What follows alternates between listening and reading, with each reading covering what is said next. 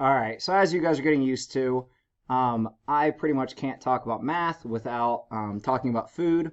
So here we go. Let's eat pizza. So let's say that we at Phoenix decide that we're going to order pizza for all of our advisory groups. And obviously there are 6 advisory groups. Now, unfortunately, 2 groups don't have pizza. And let me explain. So this is probably a made up number. We would probably need more pizza than this, but this number is going to be nice to work with. So let's say we ordered 20 pizzas.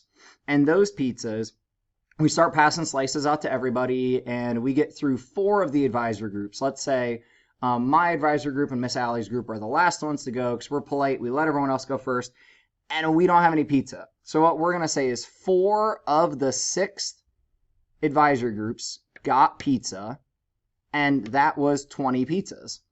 So this is similar to if you watched one of my other help videos of when we have a value divided by a fraction, except this now is our unknown value multiplied by another fraction. This is actually where we should start with our equation solving and trying to understand how to turn these things into one.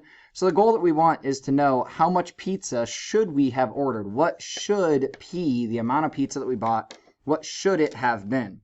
Well, we know that to turn a fraction into 1, we want to multiply by its reciprocal. So a note that we took in our other video, and a note that is worth writing down again, is that a fraction times its reciprocal, which means we just flip the fraction, that will equal 1.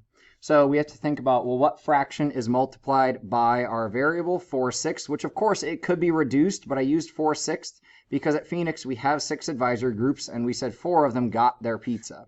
So if we want to multiply by its reciprocal, that would be times 6/4, which will also have to happen on this side.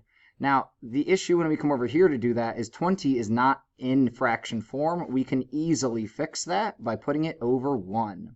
So now if we do that multiplication of 6/4 to match what happened on the left-hand side, this is good. We're keeping things balanced. We're keeping things fair. Sorry, I should have moved my notes sooner, but that is that little note we took that a fraction times its reciprocal is equal to 1.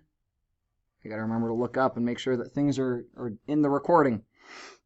So now, if we write the in-between work, the in-between would be that 6 times 4 is 24, and 4 times 6 is 24, and 24 over 24, we hopefully remember, is going to reduce out to 1. So that's going to give us the 1p that we look for.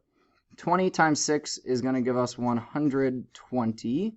1 times 4 is going to give us 4.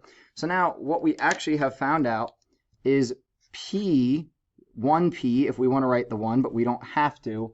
1p is 120 over 4. Both of those numbers are even, so we can reduce it down to 60 over 2, which can again be reduced because they're both even, and that can turn into 30 over 1.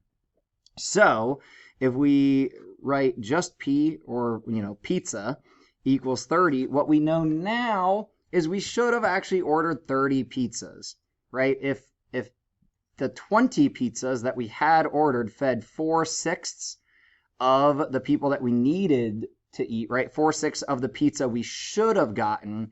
P represents the value of the pizza that we should have ordered, when sadly we only got 20. So somebody needs to run out to the pizza shop and pick up 10 more pies so the rest of our advisory groups can eat.